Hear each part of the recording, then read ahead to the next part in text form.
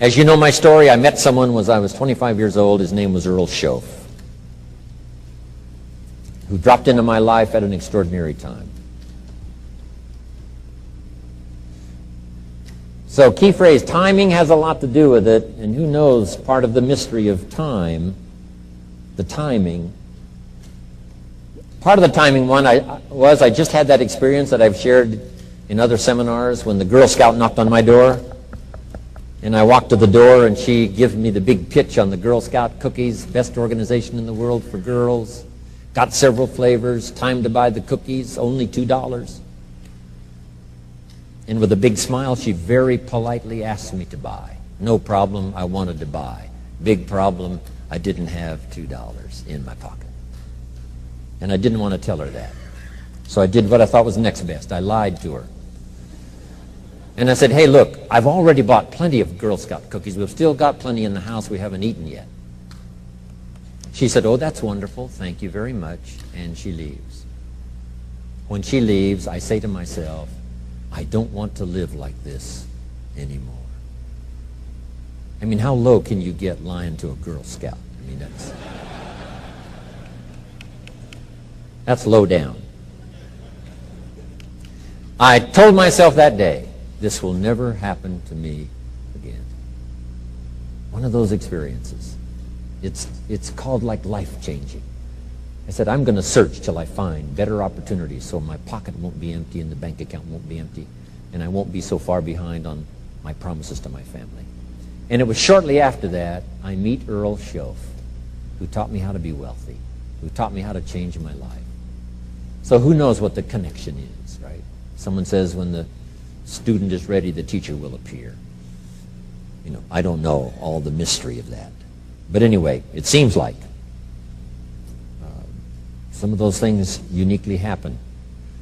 But it was Mr. Schoaf over a 5-year period before he died at age 49 who taught me some extraordinarily simple things. He only went to the 9th grade in school, never finished high school, never went to college, never went to university.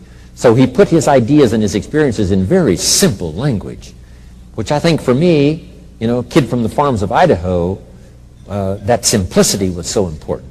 Because if it would have been technical, I'd have missed it. If it would have been mystic, I would have, backed away. But it was just basic, blunt, ABC, familiar stuff that I hadn't thought of before.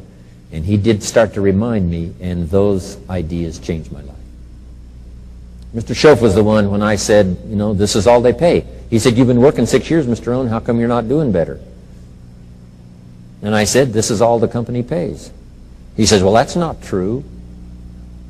I said, no, this is my paycheck. This is all the company pays. He said, no, this is all the company pays you. I thought, that's a new way to look at it, right? He said, doesn't the company pay 2, 3, 4, 5 times this amount to other people? And I said, well, yes. He said, well, then this is not all the company pays. It's all they pay you. And if you qualified, wouldn't your income grow 2, 3, 4, 5 times? I said, I suppose. So he said, we don't have to work on the company. We have to work on you.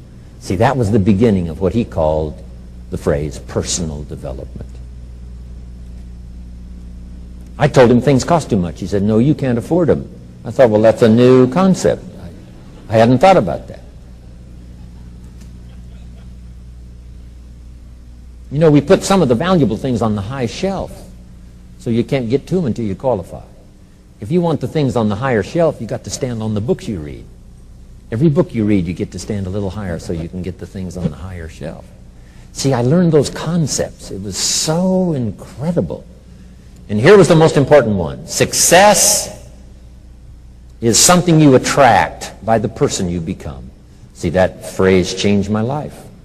Success is something you attract by the person you become. Success is not something you pursue. It's like chasing a butterfly. You can't quite catch it. Success is something you attract by becoming an attractive person.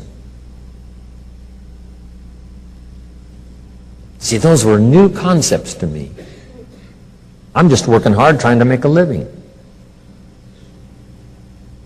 Here's what he said to me. This changed my life. Profits are better than wages. Nobody taught me that in high school. Nobody taught me that. I went to 1 year of college. Nobody taught me. Profits are better than wages. Wages make you a living. Profits make you a fortune. And how could you work on both a living and a fortune? He said, well, you could start part-time working on your fortune while you're working full-time on your living. I thought, wow. Now, he said, it's fun to get up in the morning. Not just getting up, go to work to pay the rent, but to get up to go to work to make a fortune. First, to make a living for my family. Second, to make a fortune. And he taught me how to make both a living and a fortune. Guess what I did? I learned how to make both a living and a fortune. And I found out anybody could do it once they get the information. And at age 25, I started receiving this extraordinary information. Here's what he said. Your income is directly related to your philosophy, not to the economy. I thought, no one ever told me that. I kept hoping the economy would change. He said, no, your philosophy has to change. I assured him that I had my fingers crossed. He said, that won't help. Then what could I do to change my income and multiply it by 2, by 3, by 5, by 10, and then multiply it by 10 again? What could I do? And he started giving me the disciplines and the process of learning the skills to change my life. This was an extraordinary man. Those were extraordinary times for me, life-changing in every manner that you can imagine, but very simple ABC concepts. Here's all I learned.